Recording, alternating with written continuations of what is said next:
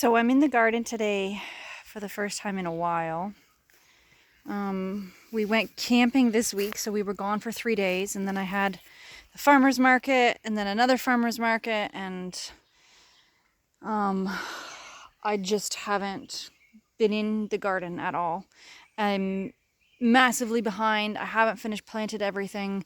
The stuff that I did plant in a real hurry the other day because it was going to die if I didn't plant it. Well, I didn't water it. It was supposed to rain. It didn't rain. So it all died. Everything is overgrown with weeds. The tomatoes need to be tied up and pruned. The to-do list is absolutely massive. And I lost a tool somewhere in the garden today that I don't have a second of. So I'm just trying to figure out where the heck this tool went. I'm really feeling frustrated and overwhelmed and like I want to quit. Which happens anytime I'm frustrated and overwhelmed. I just think, this isn't worth it. Why do I even bother? I should just quit. I'm no good at this. I think it's just a natural, it's good to recognize the natural routine. That's how I respond. And I'm being kind of hard on myself. Oh, Erin, you've been slacking. If you worked harder, you wouldn't be in this position. You know, you need to do better. But the truth of the matter is, I have a concussion. Be kind to yourself, Erin. Stop being such a jerk.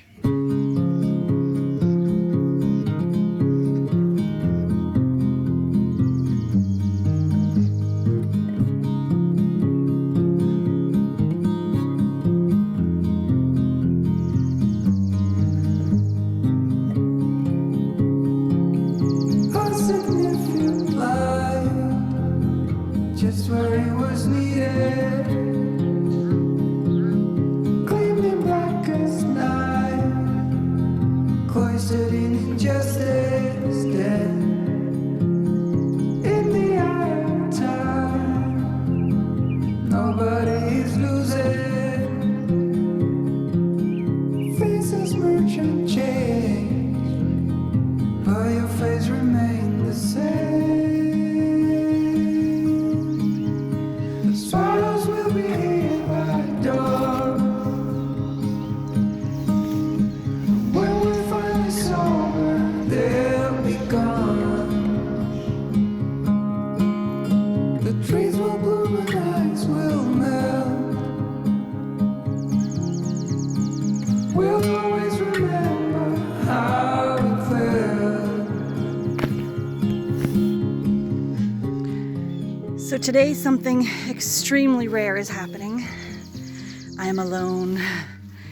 It's the day before Canada Day, and it's a Monday. So some people have the day off and some people don't. So the girl's dad has the day off, which means the girls are at their dad's house. Dawn does not have the day off, which means I am completely alone on the farm. And I am a person who loves to be alone. Before I had kids, I was doing a PhD, which is, you're just alone all the time. You read books all day, every day. Like 2 days a week, you go to the university and you teach a class. And other than that, you just are alone reading books all the time, which was my heaven. And then I had kids, and I opened a daycare, and I haven't had a moment of privacy since. And I do all right. I manage, but I really need to be alone. So today is a really wonderful feeling to be alone, but there are so many things I want to do when I'm alone, and I can't do them all. Today I need to edit a video, so mostly I'm going to spend the whole day inside. It's supposed to rain, so it's okay, but maybe I'll also be able to squeeze in some puttering in the garden if I'm lucky. But for the most part, sitting alone, editing a YouTube video. I'm so excited.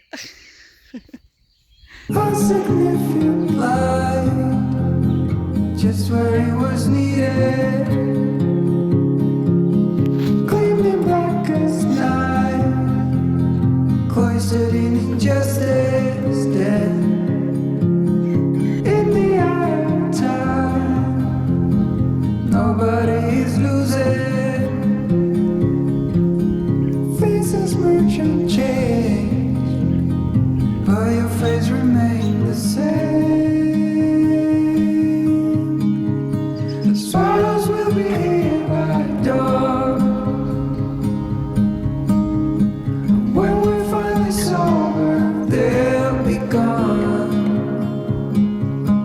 In continuation of that thought, after it rolling around in my head a little bit, I think that what it is, I love, the reason I love being alone is because when I'm with other people, I feel like I need to put their needs first. And the solution to that would to be to stop putting other people's needs first, put my own needs first all the time, and then I'd be happy all the time. Except that it's not true. I would not be happy, because the thing is, I think that is a noble quality. Putting other people's needs ahead of your own is a noble quality, and I like myself for doing that. And if I didn't do that, then I wouldn't like myself. So I put other people's needs first, because I think that's the nice thing to do, and I think everybody should do that. And it's not necessarily that their needs are first, it's that their needs are important. Their needs are important, and my needs are important too. But there should always be a conversation and a give and take where we all sort of find a way to together as a group make sure that everybody's needs are met, and that we're meeting as many wants as we can as well, right? I mean, I think, okay, there's needs and there's wants, right? I put other people's needs ahead of my wants. And when I'm alone, I can put my wants first. And that is a good quality. That is a quality I think everybody should have. We should always make sure that other people's needs come ahead of our wants. That's how we should be. I think it's morally advisable. But the people around me have a lot of needs. So the only time my wants get to go first is when I'm alone. That's not true. I do get to do what I want, but I always have to take the time to put into consideration other people. And that is a hard thing to do. It's hard to always ask, how will my decisions affect the people around me? That's a hard thing to do, and I can see why people don't want to do it.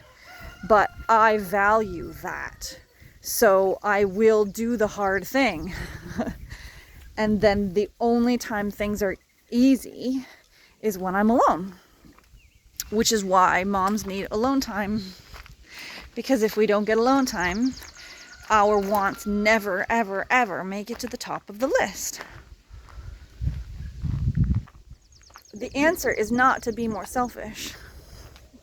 The answer is for everybody to care about everybody's needs and wants, right? Okay, I have been in Dawn's house all day editing my latest YouTube video. It rained really hard. A big storm came through and we got an inch of rain in like half an hour. So, and now I'm out checking on everybody, and it's a good thing too, because the rabbit cage, the water just poured straight into their feeder and their food was just destroyed. So now I'm puttering around trying to figure out if there's a way that I can better waterproof the rabbit cage so that their beds and food don't get flooded when it rains. The thing is, I do morning chores and I do evening chores, but I almost always walk through in the middle of the day to check on everybody, because with this many animals, I must be up to like 70 animals at this point. Someone has always done something. Someone has always gotten into some sort of trouble.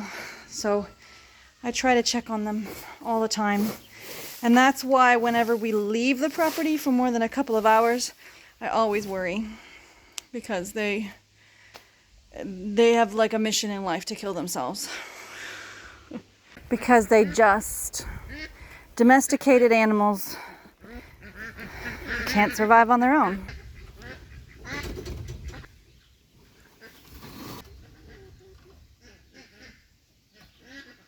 And it sounds like there's another storm coming, so I shouldn't have to wait very long to find out if that's going to keep their food dry. All right, back to editing.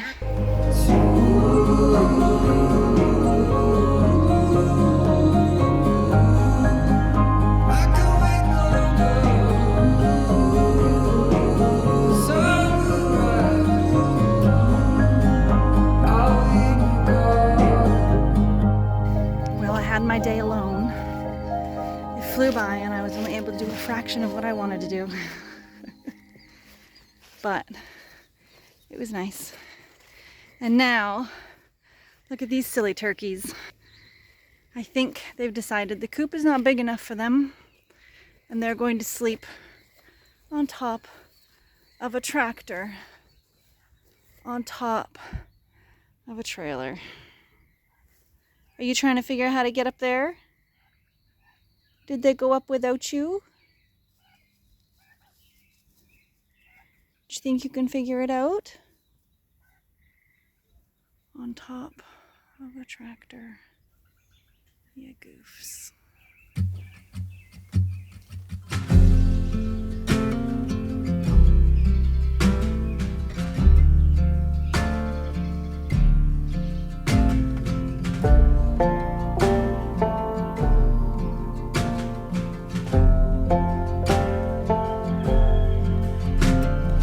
Get right in there. I'm gonna check under this hen. So I'm gonna lift her up and I'm gonna grab her eggs and I'm gonna put her back down and she's gonna scream at me the whole time. All right, let's go down here to this lady here. She usually pecks me. This one, are you ready? All right, let's look. Underneath, 2 eggs under her. There we go, 1 egg here. And then I got 3 more broody girls. This one down here always pecks me. There's 1 egg right there. Should I get that egg first? Go for the path of least resistance. Then we got toast. Right here. Maybe I should turn the light on. Yeah. There we go. All right. Let's go for toast. See if she bites me. Yeah, she always does. Oh, I think an egg must have broken in there because it's stuck to her. Look at this. So this egg broke. So this egg is stuck to her. Sorry, Toast. Sorry, Toast. Eesh. Lots of chickens. Yeah, so somebody's been laying these eggs. They're soft. I don't know whose eggs they are. Look out, Frizzle.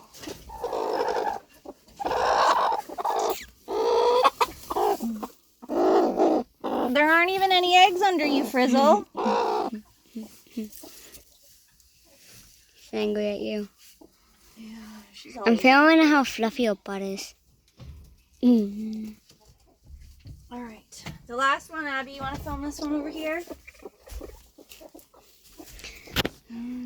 You already have You've already had babies. She has already had babies. Why do you want more? She's a silky. She can't help it. Thank you, Abby. That's what I would want to be if I was one. I would just be like, heal. So then when I'm running over it, I'll just go in, grab it, take it, eat it. They eat it with corn. Yeah, I saw his tail going. You can have a care in the world though. When you're walking at him. Yeah, it doesn't seem to mind us being here, does it? All the chickens. It's like this mulberry is worth the risk. And if we do start running, they already fast, so you can just run into the wood. Here he goes. Into his house. So it is mulberry season, and this great big tree here is giving us a lot of mulberries. So the way we figured out to deal with the mulberries is I bought these nets. Originally when I bought it, I think it was 50 feet by 10 feet, and I cut it into 2 strips. And then we're just using clothes pegs. I find that works quite well. And we hang one on this side of the tree and one on that side of the tree. And we're catching probably half of the berries. The other halves fall on the ground, and the chickens are enjoying those greatly. Aren't you, chickens? You enjoying the mulberries? The nets work really well, but we have learned that we have to empty the nets every single night because the raccoons will come and rip holes in the nets and steal the mulberries straight out of them. So I'm going to show you how we empty the nets. And what I found works really well is I just pull this one here, and I pull this one here, and I pull this one here, and then I just put this big bucket here. Yeah. I'll be your camera person. No. Why don't you trust me? It's not that I don't trust you. It's that you make everyone see. I want time. Okay, then, if you want to do it, you do it. You just know that I'm going to roast you if you make everybody seasick. Yeah.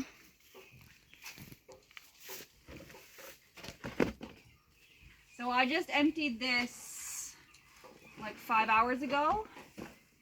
I have a friend who loves to can and preserve things, and I hate to can and preserve things. So I give all the berries to her, and she makes something with them, and then she's gonna give them back to us. Some of it back to us when she's done. That's Kimberly. Kimberly's been making mulberry, what did she say she made? Mulberry molasses? And mulberry jam. All right, Abby, do you want to carry that box over to the other net?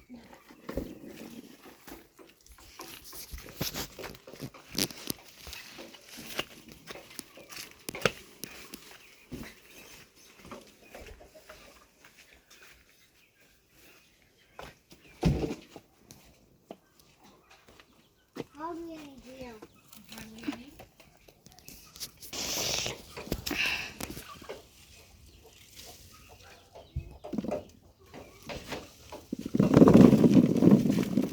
It's 4 hours worth of mulberries.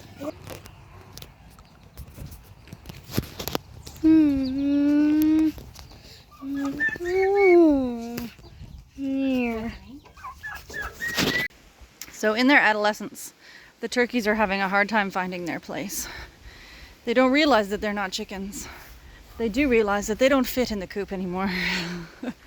So tonight they're trying out the castle as a potential sleeping location, which I kind of like as a sleeping location. It's not a bad one, but it's supposed to rain tonight, so they're gonna get wet there.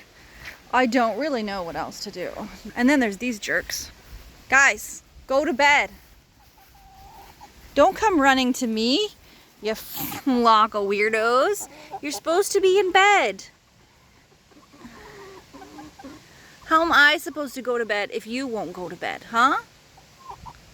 How am I supposed to go to bed if you won't go to bed? Let's go. Come on. Toot toot. Let's go. Not only are they not going to bed, but they're just following me everywhere. What do they think I'm doing? I don't have any food.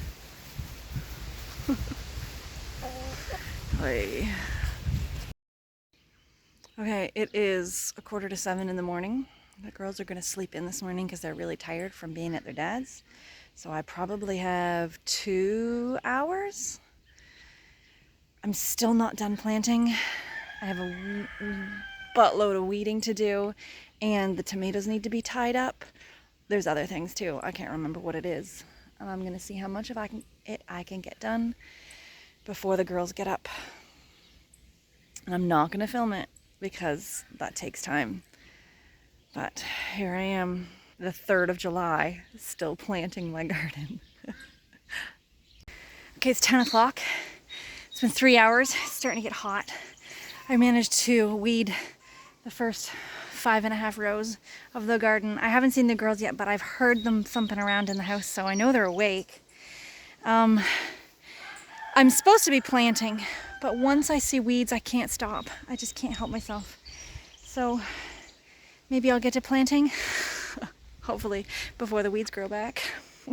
I talked in my last video about how I'm not very good at doing YouTube because I forget to get my camera out. This is a great example. I am taking the plastic off of my greenhouse because it's attached to my house. So when the greenhouse is hot, my house is hot. My house is hot anyways. It doesn't need the greenhouse to make it hot, but the greenhouse definitely contributes to the heat. So I am taking the plastic off my greenhouse. Hopefully it's not a big job. It shouldn't take too long. There's 2 layers of plastic. The outside layer is held on with wiggle wire. So this is what wiggle wire looks like. You buy it, it's got a channel, and then this just wiggles in and out. And it's pretty easy to take on and off as needed. It can damage the plastic though, so I don't know how many times I'm going to be able to take it on and off before I'm going to have to buy new plastic.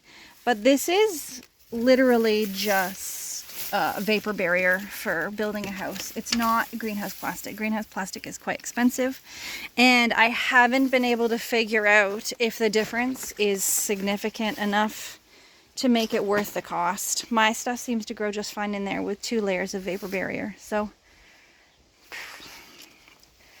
I'm gonna take the cheap option.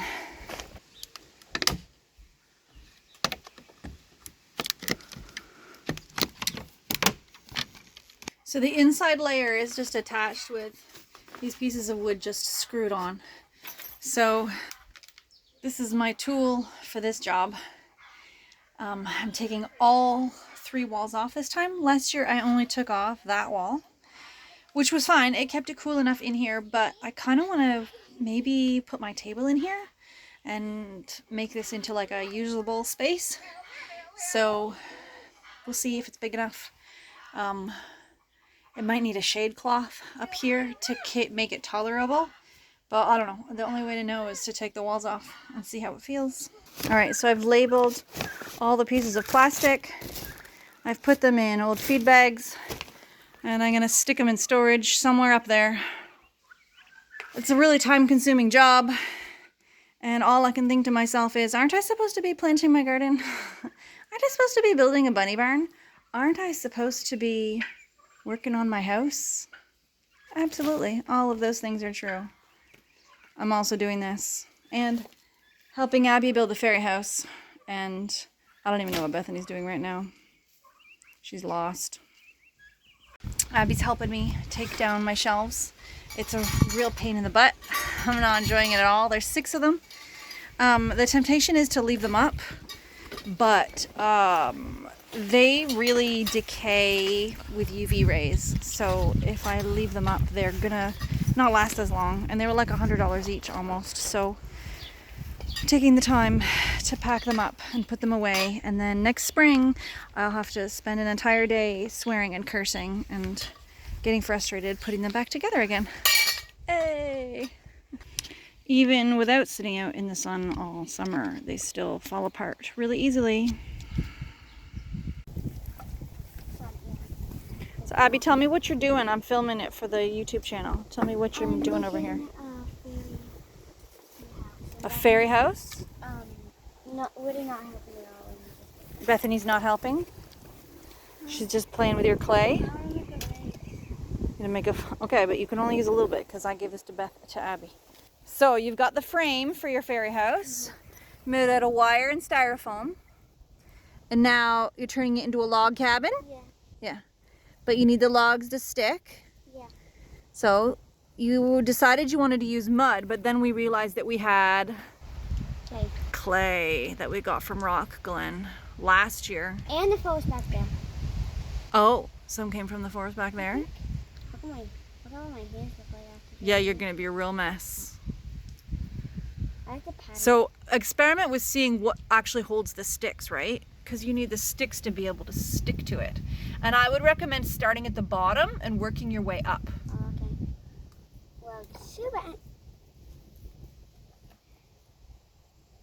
And you don't have a lot of clay, so it can't. You gotta use it sparingly. Good luck, my darling. I'm sure it will be amazing.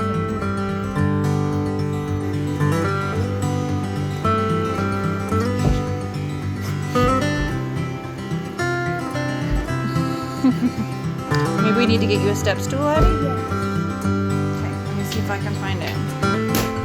Don't step on the eggs!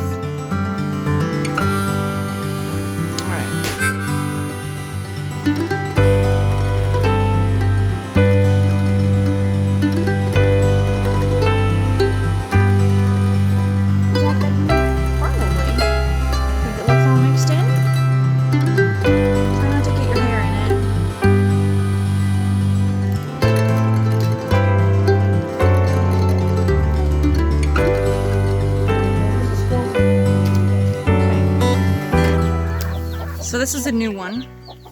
I think this mama hen has buried her chick alive. He's probably dead.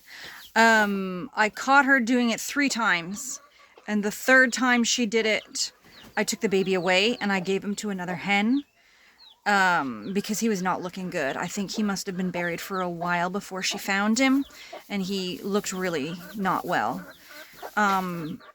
So I took the baby away, I gave it to another mom, but I had to go to the farmer's market, so I couldn't stay here to keep an eye on it, and now the baby's just gone. I can't see it anywhere. It's not under the mom I gave it to, it's not with her. So I'm assuming that it is buried somewhere here under all this straw. Definitely not alive anymore. So that's a new one. I've never experienced that before. Basically, she's trying to teach them how to scratch, but she's a little over enthusiastic. So that, I think, is one pro to raising the chicks in the brooder cages, because there's no straw in the brooder cages. This couldn't have happened if she'd raised the babies in a brooder cage. Dude, I can't get over the number of ways that animals can die. It's really ridiculous. It's really ridiculous. Check out this kind of clever, resilient stinging nettle. Look at that. It just found its way through some tiny little hole in the middle of the wood pile. And ta-da! Stinging nettle. I don't even really know how it got there, because there was no stinging nettle growing there 2 years ago. It showed up last year, and I transplanted the whole patch and put it where I want there to be stinging nettle. That's not a good place for anything to grow, obviously, because there's a wood pile there. But it came back.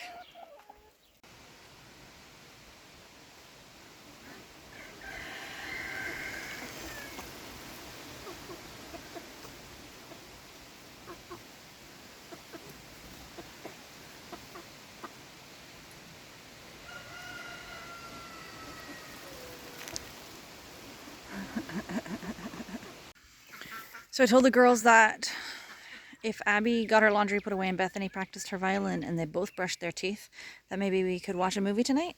And I thought, that's like a 20-minute job, but with my kids, it will take them a while. So why don't I see how much I can accomplish? And so far, I managed to plant an entire row in the garden and weed a little bit. And I got this space all set up. I put some plants in planters in here. I got my table moved in there. I've got it all set up and I'm really, really happy with it. It looks really, really inviting. So that's it for today. I'll see y'all next week. I'm so glad that you guys joined me. Take care. See you next time.